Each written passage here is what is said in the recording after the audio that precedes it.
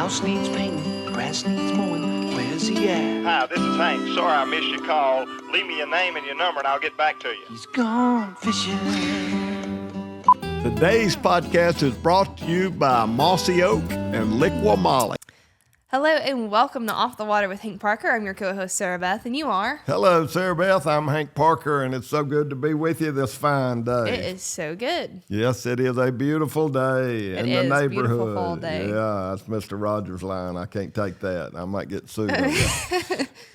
It's starting to cool down. Yeah, it is starting to cool down, and I get excited, man. I'm a deer hunter. I'm a bass fisherman. All these fish getting all schooled up for winter time. It's fun times. Yeah, it sure is. I fished yesterday. Called them on the old square bill, old Arc square bill. Had a good time. I bet you did. Yeah. I didn't even know you went fishing yesterday. Oh, I snuck off. It was just such a beautiful day. You do that frequently. Yes, I do. I like that. Oh, man, we got... we're leaving that in. That's all right. We got it going. I'm going to put her on silent, old cell phone. This is the joys of working with somebody over 50 years old. Hey, that's the alarm, and I had it go off the other day when I was... my bag was getting on the X-ray machine at the airport, and that thing went off. Everybody got excited, so... They said, why in the world would you have that kind of a ringtone? Because I'm deaf, and that's what it takes. Yeah, if you hear something beeping in the background, too, it's his fire alarm or the smoke detector. When the batteries get low, it starts beeping. And I was like, don't you hear that? He's like, no, I didn't hear any beeping. I heard it. It's probably been beeping. I've been in here for 30 minutes in the dark all by myself. There's no way. I've heard it like 3 times since being here. I've only been here for about 10 minutes. That's pretty amazing. Well, I can't hear it. So what we're going to talk about today, Sarah Beth? Let's talk about your hunting show. Now, 40 years ago, you started your fishing show. What? 42. 42. 42 years ago. Oh, Lord have mercy. Yeah. All right, 42 years ago, you started your fishing show. So kind of how did that come about, and like what made you decide to do your own show? Because, I mean, you had kind of just started competing, right? Because you started before. I'd been competing. I started in 1985. I'd been competing. Yeah, but you didn't win the Bassmaster Classic until like a little bit after you started filming. Is that correct? No. I won the Bassmaster Classic in 79, and then I started my television show in 85. You did. Yeah, I forgot about that. Okay, yeah, you did. You're way behind, girl. You did. You're way behind. You're right. Well, the reason behind that madness was you got sponsors because you had an influence in the marketplace. And so I used to get articles in Bassmaster Magazine, Bass and Magazine, Sports Afield, my buddy Homer Circle over at Uncle Homer Circle at Sports Afield. And we get all these articles, and you'd gain notoriety. And when I won the Classic, Humminbird put me in their ad campaign for all the publications, outdoor publications all over the country. So I gained a lot of notoriety, and then it just kind of started to slide downhill. You didn't have any way to promote yourself other than through magazines and newspapers, and you kind of came up and used up all your bullets, with your ideas. So if I was going to further my career, I had to be in control of my own media, my own delivery. So television made sense. And of course, Dance had his show going. Jerry McInnes had one going. And my buddy Ron Shear with Great American Outdoors, Ron Shear started the show. And we roomed together at a Ranger dealer meeting once. And he said, you're crazy for not having a show. You've got so much personality and so much to talk about. And you've got that gift of gab, as I do. Ron was really good. Does. And he said, you should have your own show. And man, I thought about it, and he didn't tell me all the pitfalls of how much it was going to cost to get that thing started. But nevertheless, Ron Shear at a Ranger dealer conference probably had as much to do with me finally jumping off the cliff and diving in and getting in the TV market. So I did it for promoting and to further my notoriety where I would have more influence with the sponsors. Okay. All right, yeah, I was going to say the difference between, Bill Dance has plenty of personality, don't get me wrong, and he's he's so entertaining to watch. It's just like, it's like watching a disaster unfold in front of your eyes. It's great. It's great. But the only difference is, I know Bill Dance never won a Bassmaster Classic. He came However, close. You, He you won it Angler of the Year. Yeah. twice. Yeah, you won it twice. But I'm just saying, I don't know. I kind of feel like that gives you a little bit more notoriety. Well, Yeah, to me. you know, when I started my show, everybody thought I was going to talk about tournament fishing, and I really didn't. I incorporated family and talked Yeah. a lot about the value of fishing as a whole, and not so much about tournament fishing. Yeah. I was gonna say, since we started your rerun series, where every Sunday we're posting a throwback video, I've been able to kind of see some of your old shows firsthand. Because before, I mean, I'm not gonna lie, growing up, like we'd play them here and there. We didn't watch all of them. I never got to see the early days, but I did now that I'm able to post them for you. But yeah, 90% of them, it was all about conservation. How to bass fish, how you do it. It's basically you just going out there and having fun and catching them. Yeah, and that's what I had to share, and that's what I wanted to do, and I was able to make that happen. And I got a producer that came from Hollywood, Bill Landers. He moved back to Texas because he didn't want to raise his kids in Hollywood. Yeah. So he knew a lot about television, knew nothing about fishing.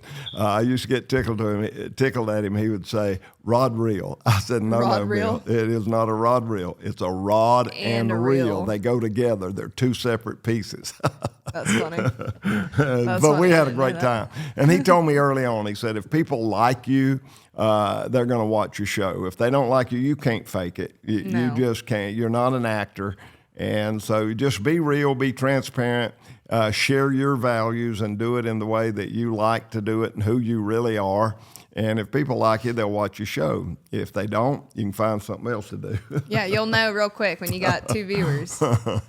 That's funny. So that's what we did. And so television, Hank Parker's Outdoor Magazine was born in 1985 and still going right here in 2025. We're shooting shows and got them all shot for 2026. Yep, you're still rolling, still going strong. I don't think too many people can say that they're still working as hard as you do at 72. Hey, we've been running longer than Bonanza. Yeah, you sure That's have. pretty good. We beat Gunsmoke. Well, Yeah, that's pretty you awesome. certainly man. did. 42 Now, years. I was going to say, you've basically since day one of your episodes, it's almost all been conservation at some point. Now, you shared like a segment of your show, Outdoor Magazine, with, forget his name.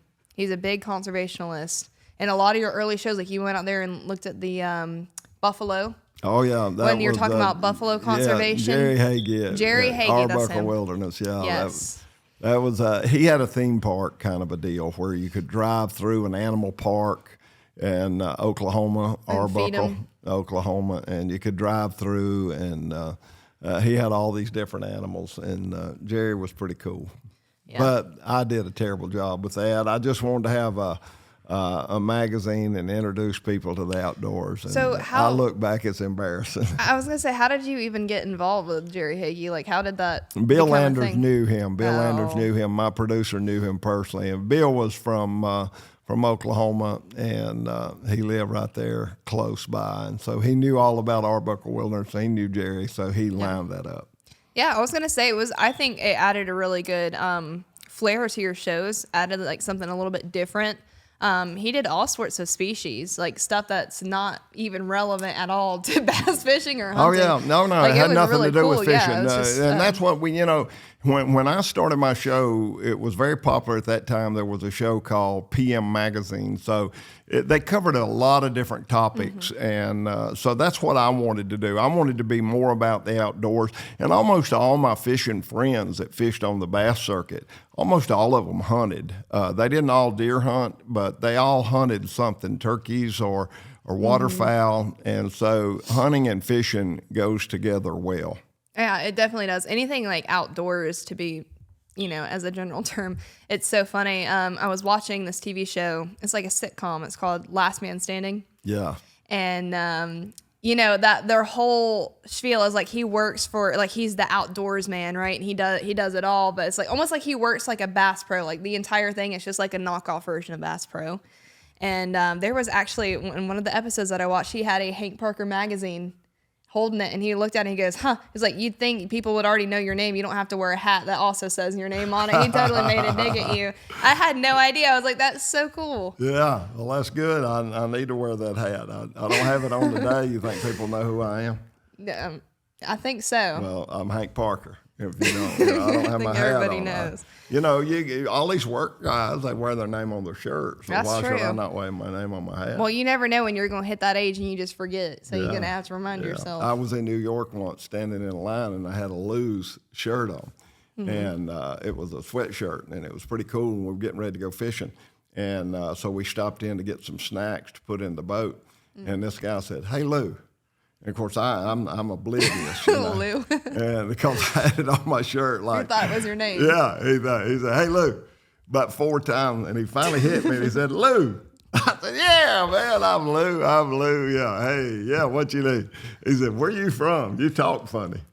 And I said, "Well, you talk funny." He That's said, so "Oh no, funny. I talk normal. You." I said, "You're right. I'm from. I was raised south of the Bronx." He said, "You're kidding me." He said, "They usually have a worse accent than mine, and you were raised south of the Bronx." I said, "Yeah, about 750 miles south in North Carolina." North Carolina. That's It was a funny. good time. Hey, Lou. Hey, Lou. Yep. That's funny. Well, okay, so moving on from the fishing show, then how many years, 20 years ago, you started a hunting show with your sons. Now, how did that start? Because now you went from fishing, and I mean, I guess you kind of branched into that a little bit because you said you wanted to do all outdoors. So you didn't want to just be Hank Parker, the bass fisherman who just wins tournaments. It was, you liked it all. So how did that kind of come about with a Well, we had never hunting really show? incorporated. I did the animal segment in the early stages of our show just Right. to be diverse and to have something that was unusual. And but I didn't really do hunting shows. I never really done a hunting show. But I raised my kids, and I fished. And my escape and my entertainment and the highlight of the fall was coming home and getting a break from fishing and going hunting. whitetail? Yeah, whitetail hunting. Yeah, and so I was so excited about it, and I always took my boys with me when we went hunting, so they became excited, and so they really liked hunting better than they did fishing. I was never really able to separate tournament fishing techniques and methods and madness. When I took my kids fishing, it was like my hair was on fire. We don't have time to eat snacks. We don't have time for all this messing around. And don't you bring a moon pie or an oatmeal cream pie? No, don't bring none of that. We don't No want crackers. crumbs in Hanky's boat. No crumbs no. in Hanky's boat. No Pop-Tarts, no Oh, nothing. yeah. You you're hungry? right. Suck Yeah. it up. Hey, we get on the dock if you want to eat a Pop-Tart. You We're not thirsty? You getting thirsty? There's some lake water right there. You're not getting crumbs in Hanky's Ranger boat. Now, that is a big deal. Yeah. But I don't want that boat is to be pristine and perfect at all times. I'm surprised you don't keep one of those like little handheld vacuums. I in thought your about boat. getting one. I need one to plug in. You should. Don't get a lithium-ion battery one though. Yeah, but I don't want anybody eating in there, so that mess it up. They'd think it'd be okay. So anyway, I got those boys. When we go hunting, it was fun times. But when we go fishing, I still had my Stressful. I still have my name on my shirt. Lose. Yeah. Lou. Yeah, I still have my name on my shirt. So I Yeah. was working, and I didn't make it fun for them. I made hunting more fun. Yeah, that was more entertainment. Yeah, the and entertainment so we side. would come from North Carolina on Lake Norman. We'd come down to Union, South Carolina, where we now live, and we'd stay in a little camp house, and we would have fun, and we would go out to eat, and we would do all kind of fun stuff. So my boys liked hunting more than they did fishing. See, that's me. I like hunting more than I do fishing personally. Yeah, Maybe as I get older, I'll mellow out and like yeah, to do but I didn't fishing ruin more. you. I ruined them. It was my fault that Yeah. they weren't crazy about Yeah. fishing because I yeah. fished like a madman. Yeah, it was your son. It was Hank Jr. It was Hank Jr. and Billy. We were over here at the office, and they put me off of ever shooting a crossbow ever again. Because I was like 13 years old, and he's like, Sarah, he's like, all right, you want to shoot this crossbow? I was like, yeah, I'll shoot it. He's like, all right, I'm gonna have you put your eye up to the scope right here. Pop me right in the face. How about that? That must have been an old crossbow. You know, the ones Yeah. now, they don't have any recoil, but the old Oh, I ones thought did. that was funny. Yeah. Well, you don't get too Old close family, to a yeah. gun or, I guess, an old I didn't know style that. crossbow. The new ones, you don't have much recoil. so- Moral of the story: don't trust anybody. Yeah.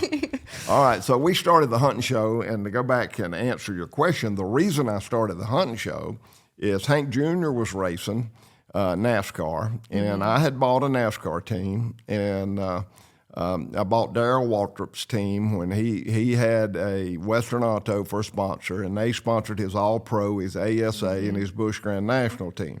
And so they had told him, said, hey, we're going to cut back, and all we're going to sponsor is your Cup team.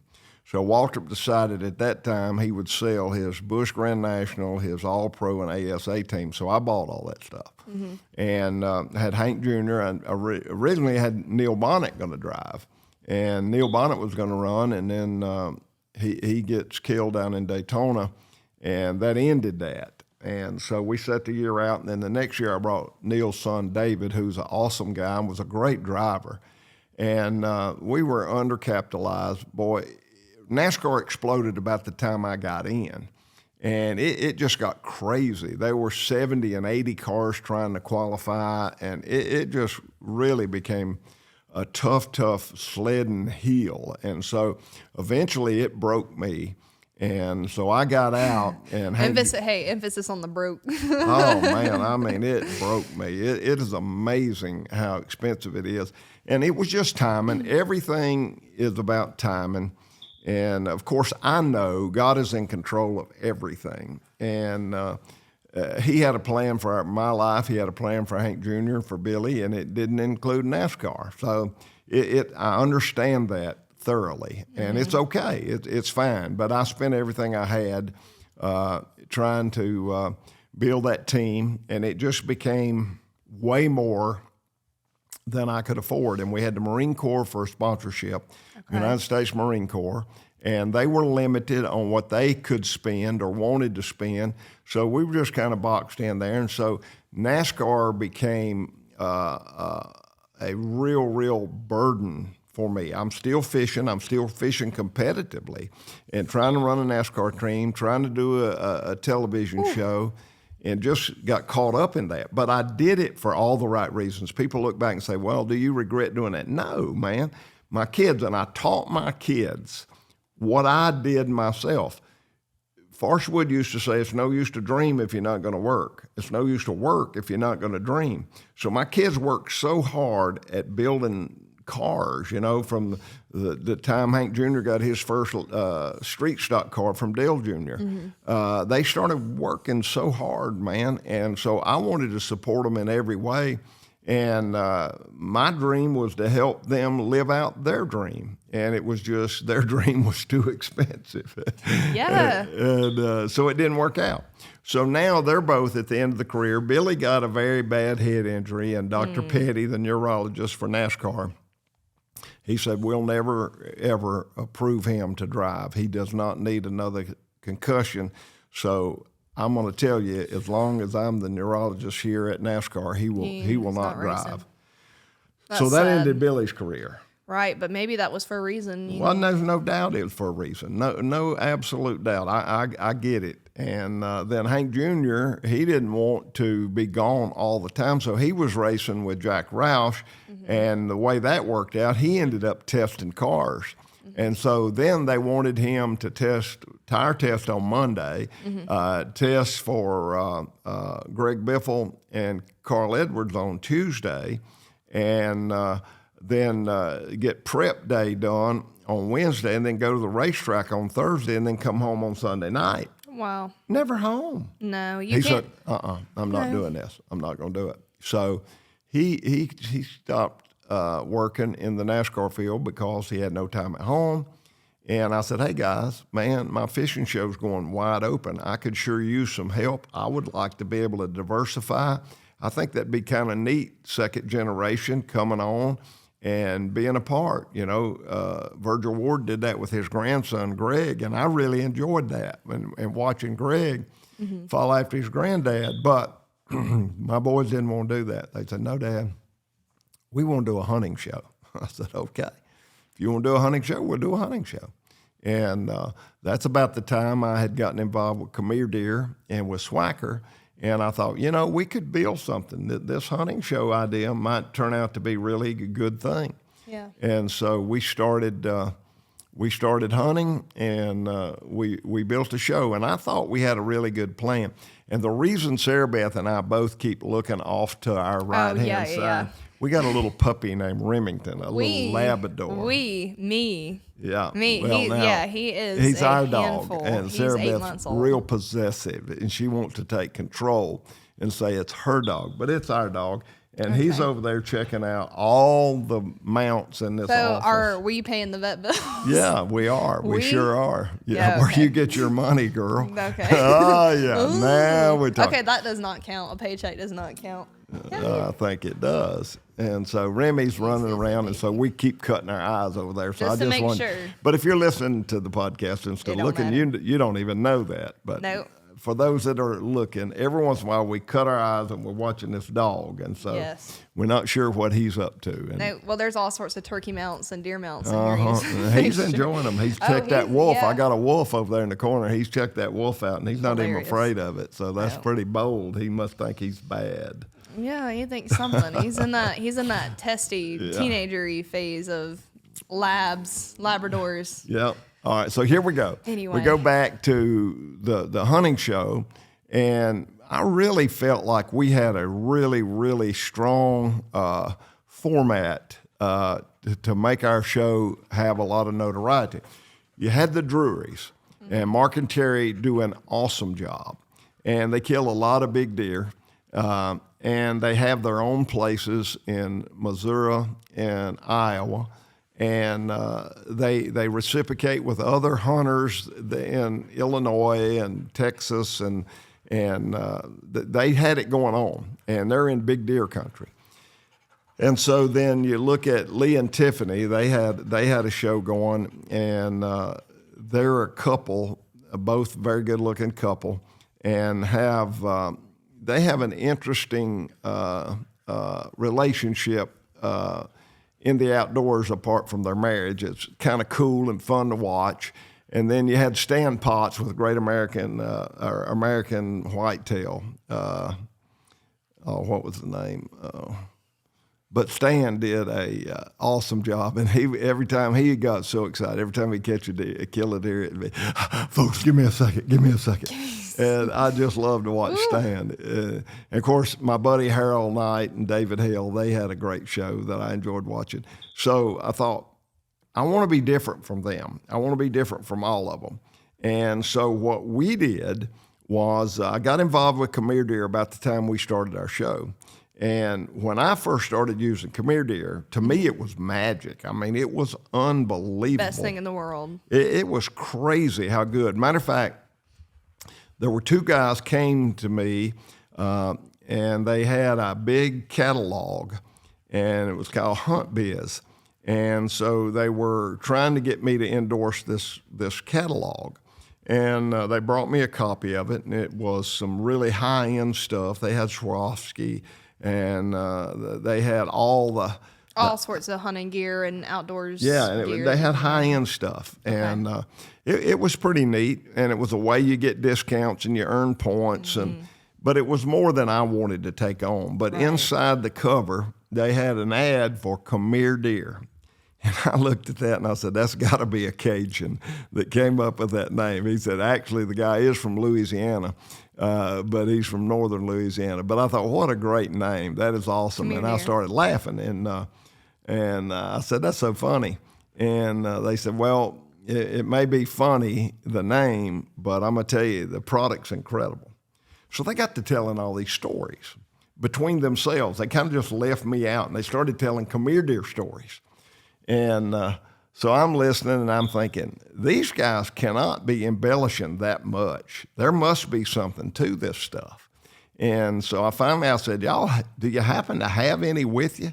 He said, we got a couple of cases, but we're taking it down to the low country of South Carolina for another guy. And so we kept talking. And finally, we had been there so long, they didn't have time to go to the low country. They said, well, we're not going to make that trip today. I said, well, you might as well sell me those two cases that you have. Oh, no. So I ended up buying them, and they were stupid expensive. A pint bottle was like $20 for a pint. Wow. And there were 24 pints in a case, and so I bought two cases. Okay. So it was a sizable investment, around $500, you know. Yeah. And so I had it sitting on the porch of my log house, and so here Billy comes. And Billy says, come here, deer. What is that? I said, it's a deer attractant. He said, I know that, but I mean, what are you doing with 2 cases? I said, man, you wouldn't believe the stories. So I started telling him the stories. And Billy just started rolling his eyes. He said, Dad, tell me you didn't buy that. Tell me they gave it to you. I said, no, man. Those 2 cases, like $500. He said, Dad, they need to stamp sucker on your forehead. I'm telling you, like, if y'all knew his entire business history, it's like he is no longer allowed to make decisions without somebody present. They need to stamp sucker on your forehead. You bought that? Dad, people say stuff. I said, Billy, if you would have heard these guys, it would have blown your mind. Was in good faith. Yeah, I mean, they can't embellish that much. I mean, they were going over the top, talking about deer eating logs and just crazy stuff. And Billy said, okay, Dad, good for you. You got it. Goodness. So as it worked out, they went down to check on a trail camera that they had, and they didn't get any pictures. They were in a Ocala where it's always good, and there were some water oaks falling, but there wasn't any white oaks. So the deer hadn't come in there. So they ended up bringing that camera back. And that's back in the old days when there really wasn't but 2 brands of cameras on the market, and we used Leaf River. And so they had that camera there, and I said, I'll tell you what you going to do with that camera? He said, well, we're going to move it. I said, well, let's move it. Let's take a bottle of this come here deer that y'all laugh at, and let's take it down there and put some out and put that camera on it.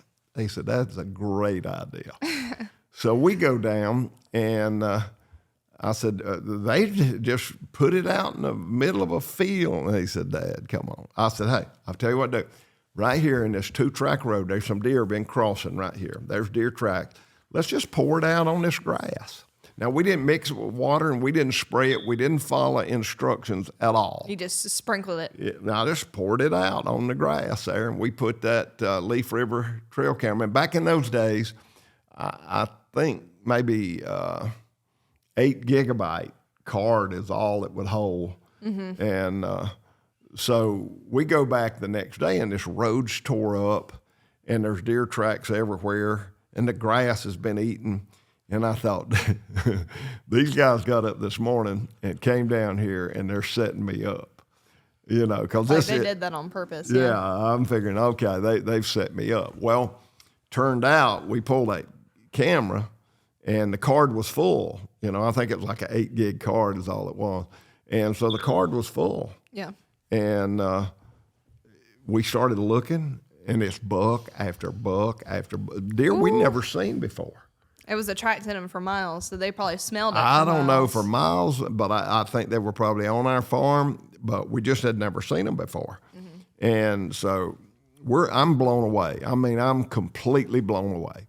And of course, they're blown away.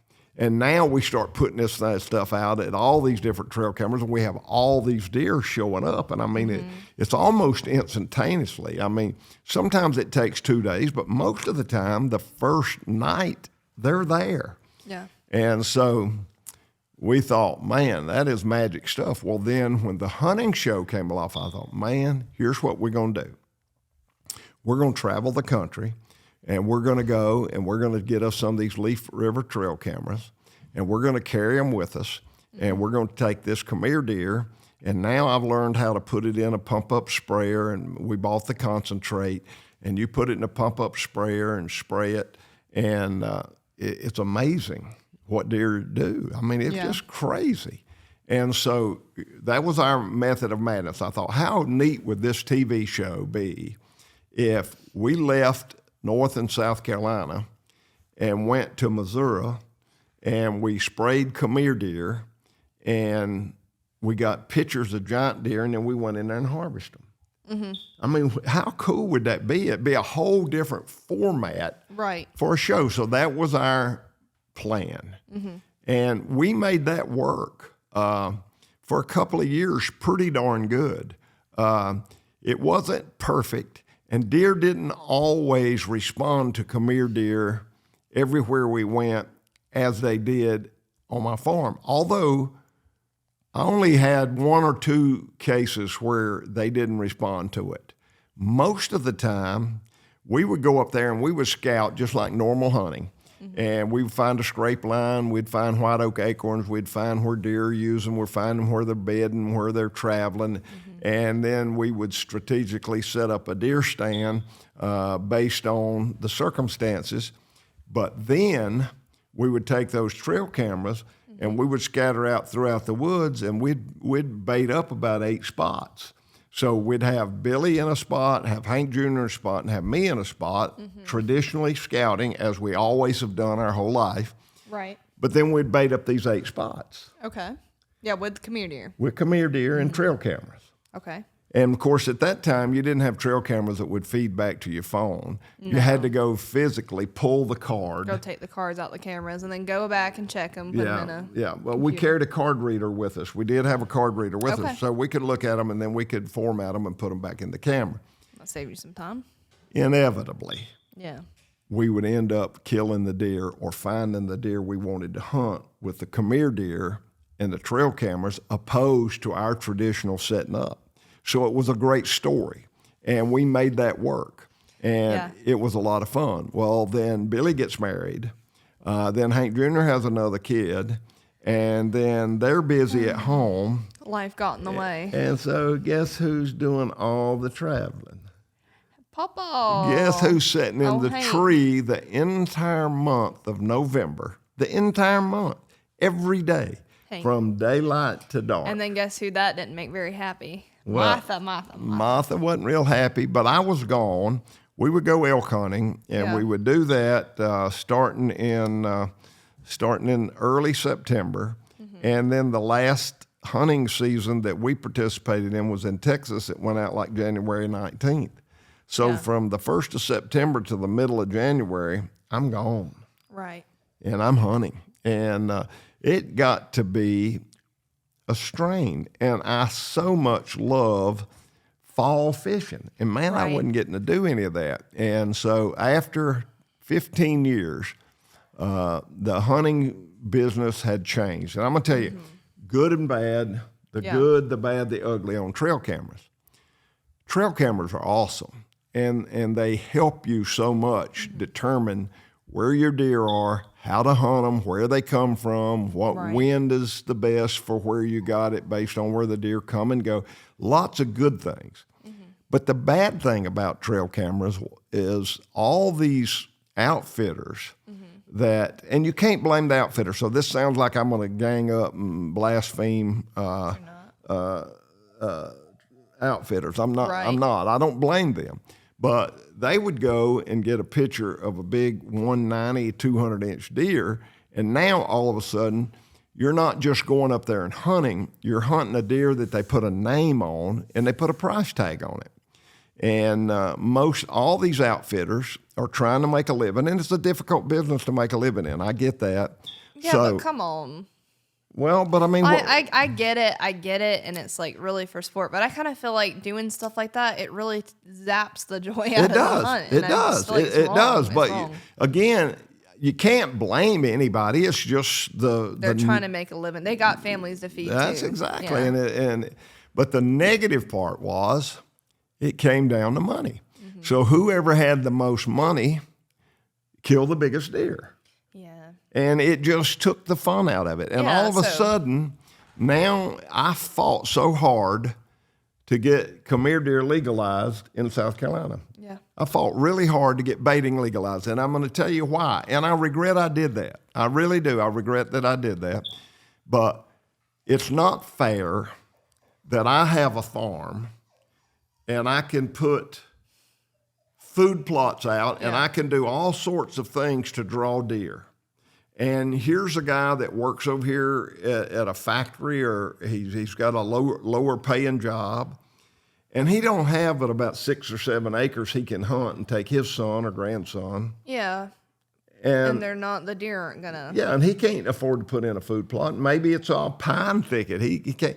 But So- if he could put out a little corn and put some come here deer on it, it would attract them. yeah, then he would have a chance for his son or grandson or himself to kill a nice deer. Yeah. So it's only fair, Making the game fair. yeah, Yeah. that the guy that doesn't have all the resources has a great opportunity to hunt too. You can't push them out because lack of to make it a wealthy sport, but that's happening more and more in different sports. I mean, you know, you look it at backfired somewhat. Yeah. It has backfired. When the first meeting I went to in Columbia, when they were going to vote on whether or not to allow baiting, there were like 100 people there. Well, I didn't realize you had to register to speak. So I wasn't able to speak. That's old Rim over there Yeah, whining. He's amening me. So I wasn't able to speak. So after it was over, one of the congressmen from up here in Union that I know, he asked me, he said, what's your take on all this? Well, almost all 100 of them voted against baiting. But their motive was all 100 of them were either big leasers of land that had hunting clubs, and they didn't want the guy next door to be able to put out come here deer and draw their deer on 5 acres of land. They didn't. They wanted to stop that. So I ended up expressing the fact that why should the person that has the most money dominate hunting? It's not fair. So in order to be fair, you've got to let these guys that have 5 or 6 acres of land be able to bait. To have a chance, yeah. To have a chance. And so that was my whole motive behind it. And the congressman, you got to be quiet, Remy, you're messing us up. The congressman that listened to that, he brought 2 or 3 other guys over to him. And they said, man, that makes great sense. I wish you would have been able to speak. I wish you'd have registered. Well, I didn't even know I needed to register. Right. So they said, would you come back and write us a letter? And I said, I will. So I researched it.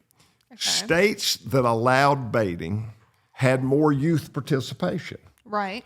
Because if you're not baiting, you're waiting. Yeah.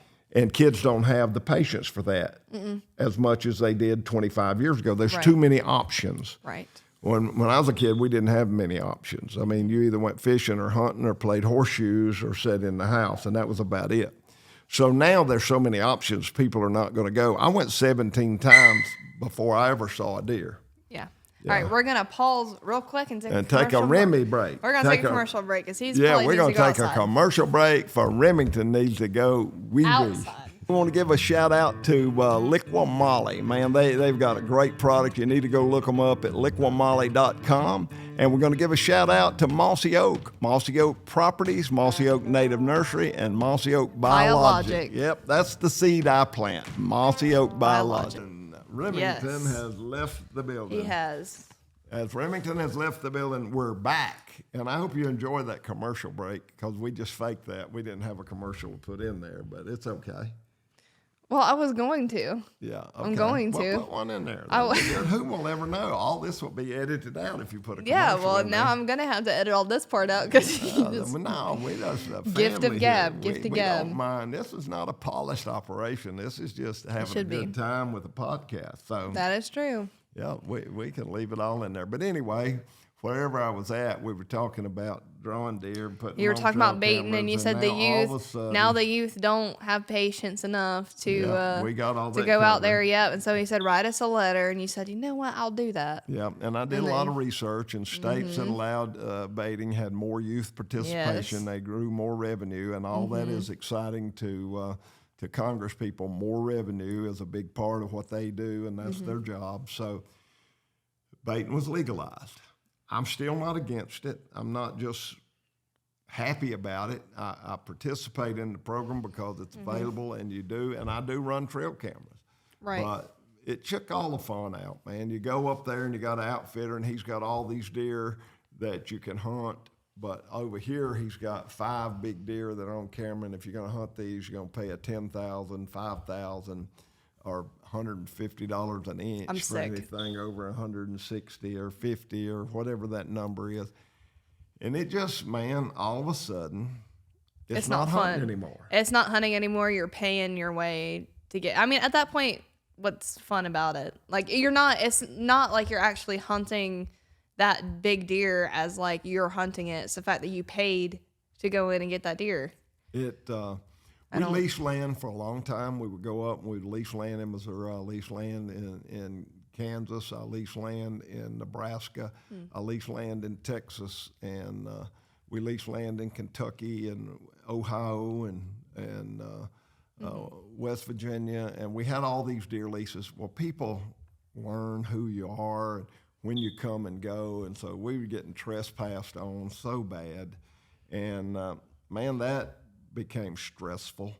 And then when you just try to use an outfitter, he wants to put you in a stand that he put up. Yeah. And so now you're not hunting. You're just being guided.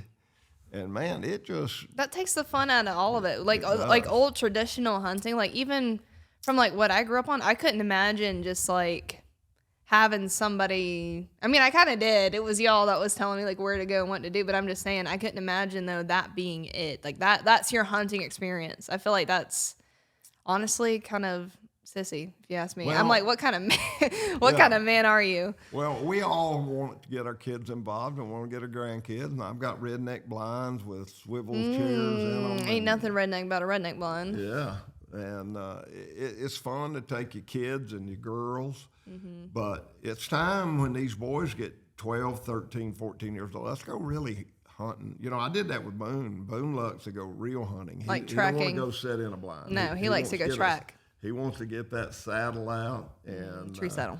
He got him a tethered saddle, brother, and he loves it. And he wants to get out and real hunt. And Cade's the same way now. They don't want to sit over a food plot. They want to go out and find a scrape line. They want to find where the acorns are, where deer are gathered naturally. They don't want a bunch of corn on the ground. They want to just really hunt.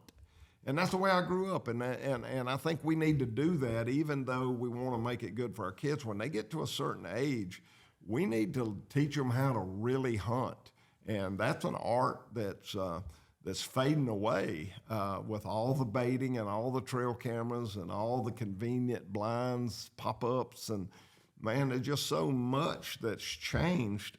And so hunting, all of a sudden, for me, I started to see the ugly. And the ugly was whoever's got the most money is going to kill the biggest deer. Right. And it's that way. Whoever's got the most money, if you can buy a governor tag, you're going to kill a bull elk over 400 inches. But you're going to pay $100,000 for that governor's tag or more. And it's just crazy how it works. That just makes me mad, honestly. Well, ooh, so I like to hunt, and so I all the plans we had, I thought were so creative, and it was going to show something that nobody had ever seen before. Here's a bunch of kids, or an old man and two kids, traveling from the Carolinas, and they're going to Kansas, they're going to Missouri, they're going to Texas, they're going to Illinois, they're going to all these places, and they're using a different method. And we kind of innovated that a little bit. There were a lot of people using trail cameras, but nobody was doing what we were doing. And so we had a story to tell. And of course, we were growing Khmer deer and Swacker and our own companies. That was our business model. And so it was working out pretty good. And then the thing that happened with Khmer deer, still an incredible product, and we still sell Khmer deer.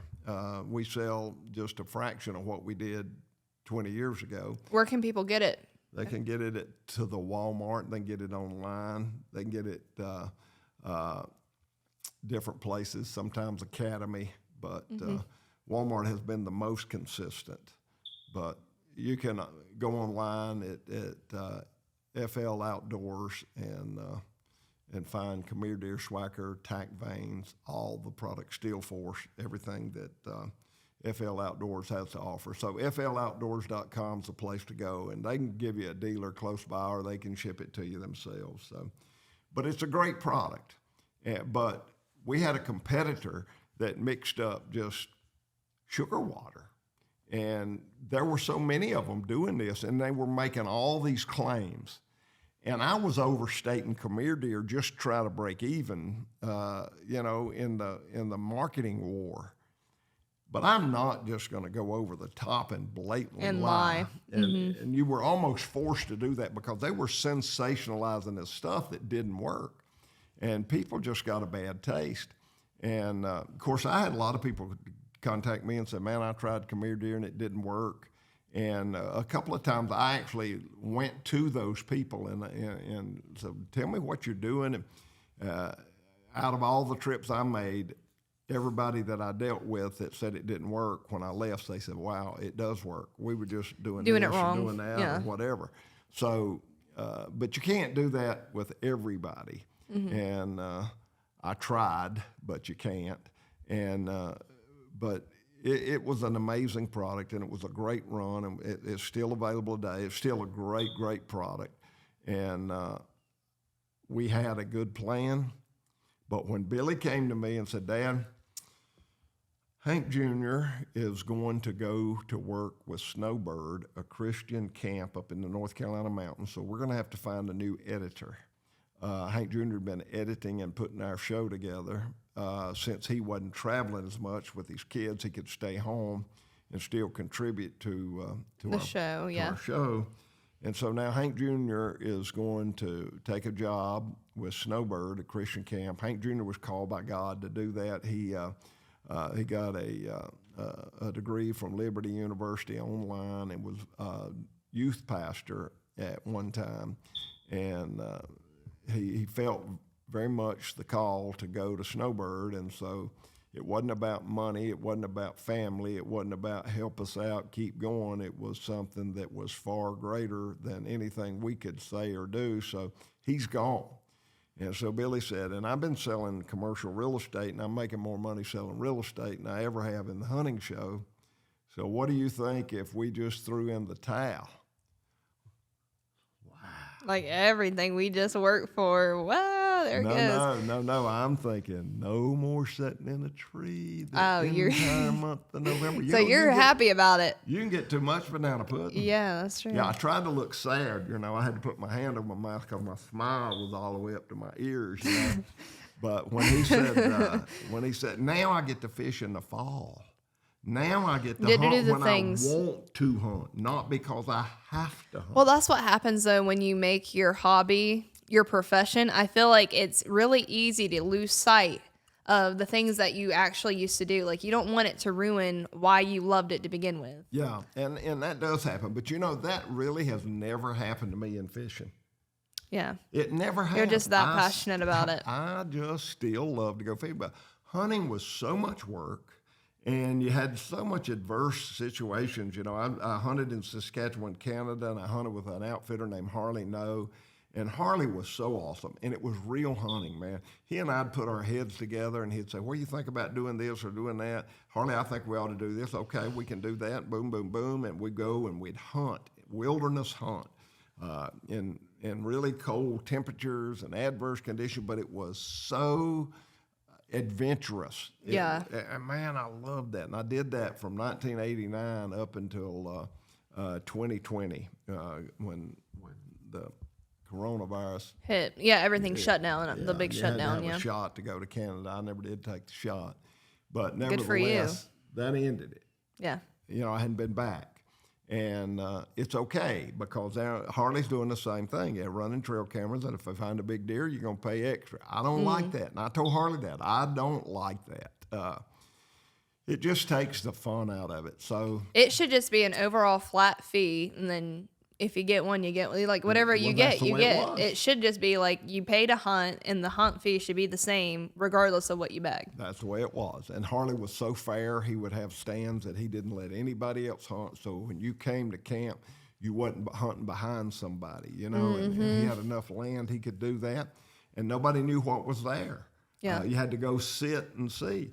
And I had a whole group of guys, Ronnie Colbert, Junie Copley, and we'd go every year.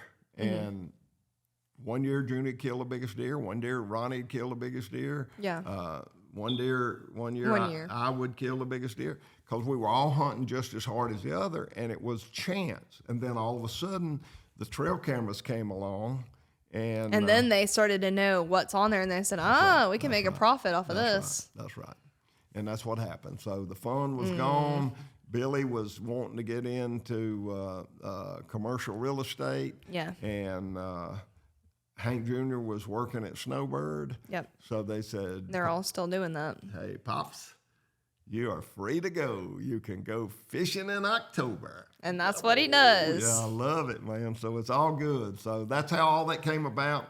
Hunting television was fun for a few years. And Yep. Hey, now instead of going out hunting in the freezing weather, he's out fishing in the freezing weather with a camera. man, I like that wintertime fishing. I bet you do. Ooh, it's good. So that's a whole nutshell right there. That Sarah sure is. Well, thank you guys for watching. Check out all of our sponsors in the description down below. All of those links will be there, and I'll see you guys next week. Okay, we're going to mention Liqua Molly. That's going to be right down there in that little link. So if you look down there, we're going to look at Mossy Oak Native Nurseries. We're going to look at Mossy Oak Biologic. And, Mossy Oak Properties. And Mossy Oak Properties. Yes. If you want to buy you a farm, hey, There you Mossy go. Oak will sell you one. Yep. You can find a realtor near you on their website. You just go into mossyoakproperties.com. How about that? You got it figured out. Hey, thanks for being with us, and we'll see you next week. God bless you. I'm Hank Parker.